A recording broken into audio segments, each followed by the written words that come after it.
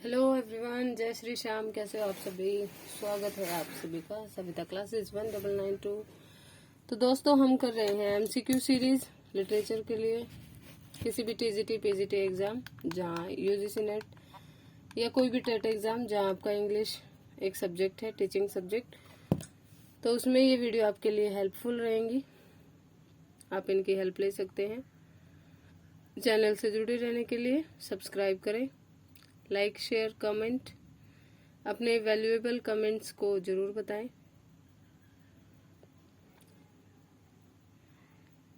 तो चलिए चलते हैं without wasting any more time.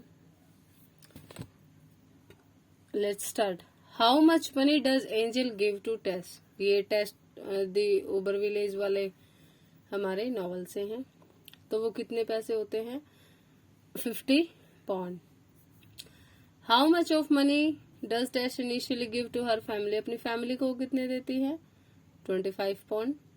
House का क्या पार्ट होता है जो रिपेयर करना होता है डर्बी फील्ड के हाउस का? तो द रूफ, उसकी छत में है ना दिक्कत होती है, वो करेक्शन होती है ना। टेल बोथ इज डेयरी कहाँ लोकेटेड है? वैली ऑफ ग्रेट डेयरीज में।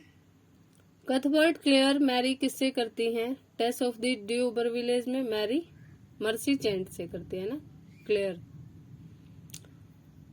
Midway through the novel Alec become Alec क्या बन जाता है? प्रीचर। प्राइमरीली कौन रिस्पॉन्सिबल है प्रिंस की डेथ के लिए? Tess. Angel England to farm where कहाँ छोड़ देता है? कहाँ पर खेती के लिए छोड़ देता है? ब्राजील के लिए। What is the stone monument called on which Alec makes Tess swear? Stone monument क्या है? Cross in hand, ठीक है। Which of these people or animal does Tess not kill? किसको नहीं मारा है उसने? सोरो हर बेबी को नहीं मारा। Pheasant, Alec, Prince the horse इनको मारा है। Who names historical play of? किसने कहा है Mirror of Kings? So it is Schlegel, या इसको आप स्क्लेगल भी बोल सकते हैं। स्पेलिंग देख लीजिएगा, SCHLEGEL। Shakespeare's historical plays stretch होते हैं एक पीरियड ऑफ 350 ईयर्स। तो वो कौन सा है?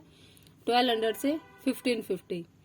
1726 में लॉयर, पोएट और पेंटोमाइन डिवाइजर जो लुइस थ्रेशोल्ड है, उन्होंने एक थियोबाल्ड है पब्लिश किया था एक स्कैथिंग पैम्फलेट, और उसका क्या नाम था? Shakespeare restored.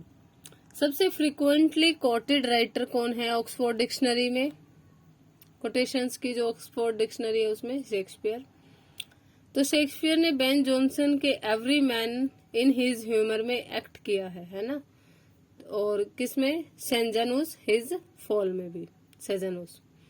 London public play houses जो रिपीटेडली क्लोज हो गए थे, आउटब्रेक ऑफ प्लेग हो गया था जहाँ पे 60 मंथ के लिए। तो क्लोजर कब से कब तक था? मई 1603 से फरवरी 1610। शेक्सपियर को बरीड किया गया था चैंसल ऑफ होली ट्रिनिटी चर्च। कब? उनकी डेथ के 2 दिन बाद।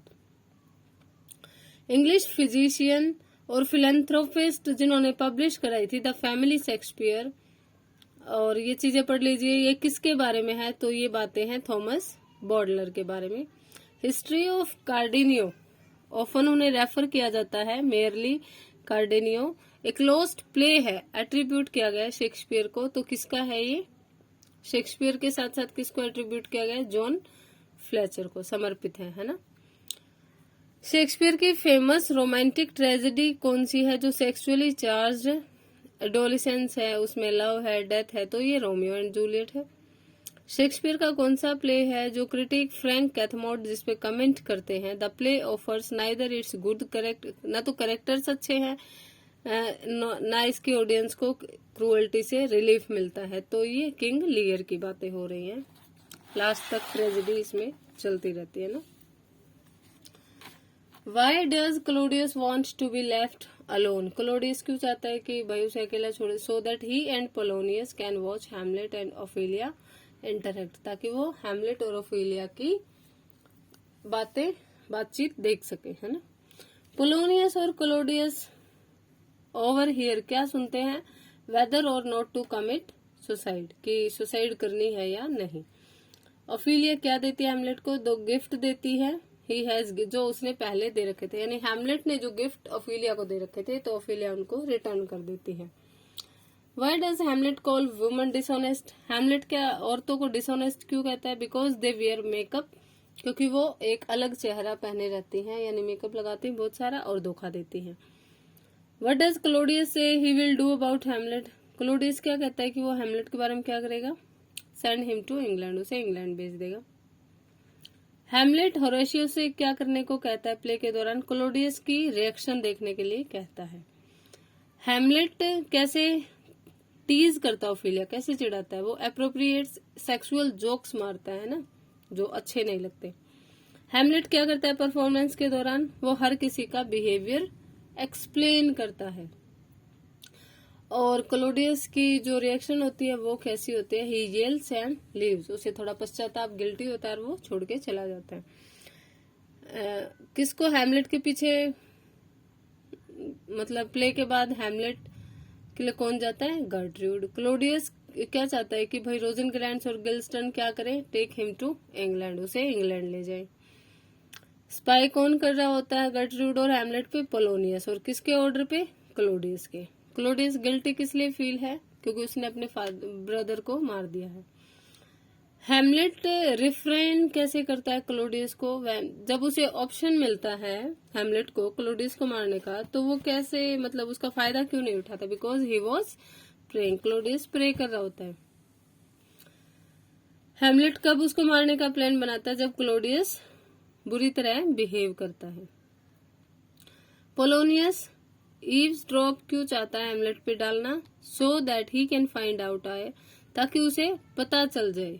यहाँ पे ईव्स ड्रॉप क्या होती है? जैसे हमारे यहाँ गंगा जल होता है, वैसे यहाँ का जो पवित्र जल होता है उसे ईव्स ड्रॉप बोला जाता है, ताकि वो पता करे कि ये गुस्सा क्यों है, उदास क्यों है ना। What does Hamlet accuse his mother of? अपनी माँ पे वो किस चीज का आरोप लगाता है? बिट्रेइंग हिज फादर, कि तुमने मेरे पिताजी को धोखा दिया। Why does Hamlet kill Polonius? देखो पोलोनियस को क्यों मारा?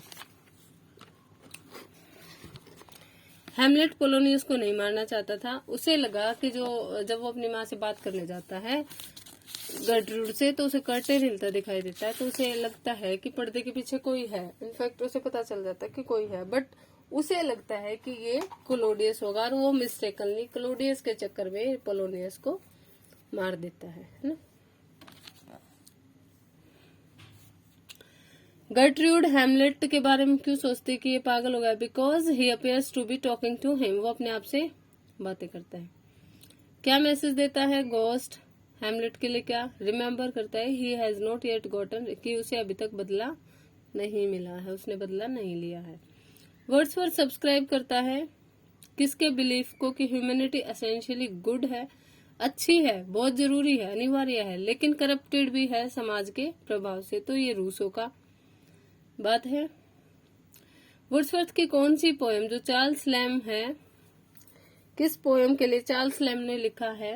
दाउ ही लाइक द पोएम सब्जेक्ट। मैं ये नहीं कह सकता कि स्टाइल इसका मुझे सेटिस्फाई करता है, but it is too lyrical. तो किस पोएम के बारे में? पीटर बेल के बारे में। वर्ड्सवर्थ की कौन सी पोएम 1891 में ऑस्कर वाइल्ड ने साइट करी थी? डिलीटोरियस इन्फ्लुएंस दिखाया था नेचर का, है ना। पीटर बेल के लिए ही बातें हैं ये सारी। वर्ड्सवर्थ की कौन सी पोएम एक हार्ड हार्टेड सीनर के तौर पे शुरू होती है? पीटर बेल, ठीक है। पहले साल जब मिस्टर वर्ड्सवर्थ और आई वर नेबर्स, पहली बार हम जब नेबर थे, तो ये देखो नेबर की जब बात आएगी तो ध्यान रखना, कॉलरेज के कमेंट है, उनका जॉइंट वेंचर आया था लिरिकल बैलेड्स। पोएट्री ने किसको कंसीडर किया था कि पोएट्री जो है हेड का प्रोडक्ट है, हार्ट की बजाय? तो न्यू क्लासिकल पोएट्स ने। वर्ड्सवर्थ के अकॉर्डिंग एक पोएट को क्या होना चाहिए? यूजुअल ऑर्गेनिक की बजाय क्या होना चाहिए? सेंसिबिलिटी ज्यादा होनी चाहिए उसमें। वर्ड्सवर्थ क्या कहते हैं? पोएट्री प्रोसीड करती इंटरनल फीलिंग्स किसकी? पोएट्स की। कितने कॉजेज मेंशन किए हैं जो पोएटिक कंपोजिशन को देते हैं? 6 कॉज बताए हैं, और किसने बताए हैं? वर्ड्सवर्थ ने। वर्ड्सवर्थ ने अपना डेब्यूट एक राइटर के तौर पे 1787 में किया था, जब उन्होंने एक पहला सोनेट अपना जब पब्लिश कराया था, वो यूरोपियन मैगजीन में कराया था। चार्ल्स लैम्ब किस एज से हैं? रोमांटिक एज से हैं। चार्ल्स लैम्ब के एसेज को कहा जाता है एसेज ऑफ एलिया। एलिया इनका पेन नेम आप बोल सकते हैं। कौन सा एसे जो है उनके ऑटोबायोग्राफिकल हैं? तो bachelors complaint against married man.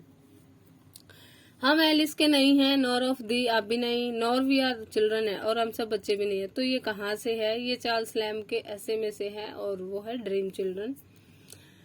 Prince किसे कहा जाता है एसेइस्ट में? तो ये भी चार्ल्स लैम्ब के लिए ही है टाइटल। इनमें से किस ऑथर ने एक वर्क दिया है एंडोमियन प्री शेक्सपियरियन पीरियड? तो जॉन लिली का वर्क है ये। कौन से अमेरिकन लिटरेरी क्रिटिक हैं जो डिकेंस के साथ रखे जाते हैं वेस्टर्न राइटर्स में? तो हैरोल्ड ब्लूम। चार्ल्स डिकेंस का कौन सा काम नॉवेलिस्ट विलियम मैकपीस ठाकरे कहते हैं एक नेशनल बेनिफिट है हर एक मैन और वुमन के लिए जो इसे पर्सनल काइंडनेस के साथ पढ़ते? तो क्रिसमस कैरोल के बारे में है। कौन सा टेनिसन लीस्ट लाइकली है 1850 से पहले?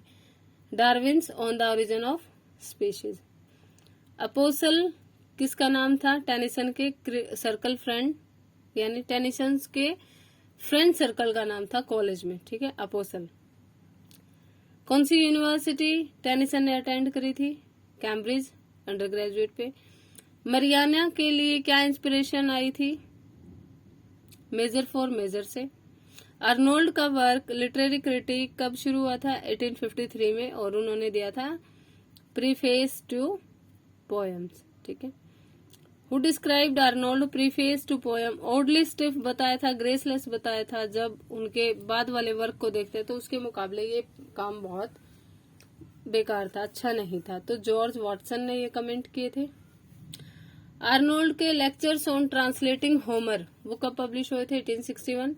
आर्नोल्ड के लास्ट वर्ड्स जो ट्रांसलेटिंग होमर पे है वो कब पब्लिश हुए थे? 1862।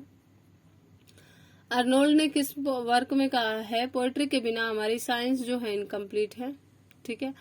और most of what now poses, अब हमारे पास पासेज जो है रिलीजन फिलोसफी से वो रिप्लेस हो सकता था पोएट्री से, तो स्टडी ऑफ पोएट्री में ही। टी.एस. इलियट कब बॉर्न हुए थे? 1888 में। कौन सा एब्रीविएशन खड़ा होता है, यानी टी.एस. इलियट का फुल नेम क्या है? So it is Thomas Stearns. ये आ सकता है एग्जाम में, टीएस की फुल फॉर्म। किस एज से बिलोंग करते हैं? मॉडर्न एज से। नोबेल प्राइज 1948 में। US presidential medal of freedom 1964 में। टी.एस. इलियट का फर्स्ट वॉल्यूम जो पोएम्स का आया था 1917 में, और उसका नाम था Prufrock and other observations. Which book aroused interest? T.S.. Eliot का इंटरेस्ट पोएट्री ऑफ लेफोर्न में किसने किया था? आर्थर साइमन के सिंबलिस्ट मूवमेंट वाले वर्क ने, है ना। Which statement is not correct? Eliot great romantic period थे, नहीं वो मॉडर्न थे, है ना। ये एक लेफोर्गन पोएम है। इलियट जो है मेटाफिजिकल पोएट से हैं। इलियट को ऑब्सक्योर वर्क, ये सारी चीजें ठीक हैं, रोमांटिक पोएट से नहीं है ये याद रखना। Come to next. T S. Eliot ने जो वर्क नहीं लिखे हैं तो वो है ascent of F6, cocktail, family reunion और मर्डर इन द कैथेड्रल, ये सारे उन्होंने लिखे हैं। एक पोएम नहीं है, 4 quarters, Ash Wednesday, the wasteland, ये सारी पोएम्स हैं। मर्डर इन द कैथेड्रल एक ड्रामा है। ये वॉइसेस, ये लाइन कहाँ से ली गई? The dance of the eunuchs. आप मुझे कमेंट में बताइएगा the dance of the eunuchs किसका वर्क है। जहां तक मैं थोड़ा रिकॉल कर पा रही हूँ शायद कमला दास का वर्क है ये। अगर आपको if I am incorrect let me correct in the comment. और अगली लाइनें कहाँ से हैं? सब्स्टिट्यूट से। प्रोलेटेरियन नॉवल की थीम क्या होती है? तो वर्किंग क्लास होती है। एक कैरेक्टर जो पूरे प्ले में चेंज नहीं होता उसे फ्लैट कैरेक्टर कहते हैं। क्लोजेड ड्रामा क्या होता है? Drama to be read. Correct term क्या है? एक पर्सन या मटेरियल आउटलुक का जो बाहर से ही दिखता रहता है ना। इंडिफरेंट कल्चर से उसे कोई घंटा फर्क नहीं पड़ता। Hedge Philistine. ऑटोबायोग्राफी का क्या मतलब होता है? Life history written by the man, जिसकी लाइफ हिस्ट्री अगर वो ही लिखता है तो autobiography. Myth Greek words mythos से आया है और उसका मतलब है एक स्टोरी प्लॉट, ट्रू या इन्वेंटेड। खोज भी की जा सकती है या ट्रू भी हो सकती है। डिनोमिनेंट इज रिलेटेड, ये किससे? प्ले से रिलेटेड है। डिनोमिनेंट की स्पेलिंग देख लीजिए, DENOUEMENT। इकोलॉग क्या होता है? एक पेस्टोरल होता है।